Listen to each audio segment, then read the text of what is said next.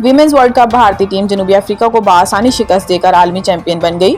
मुंबई के D Y Patel stadium में खेले गए विमेंस वर्ल्ड कप 2025 के फाइनल में जनूबी अफ्रीका विमेंस क्रिकेट टीम की कप्तान वोवलाडट से टॉस जीतकर मेजबान टीम को पहले बैटिंग की दावत दी और इसका फैसला गलत साबित हुआ।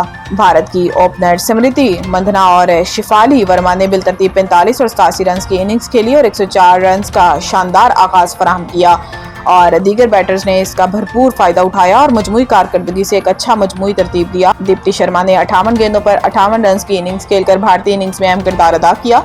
दीगर बैटर्स में ऋचा घोषा नुमाया थी, जिन्होंने 3 चौकों और 2 छक्कों की मदद से 34 रन बनाए।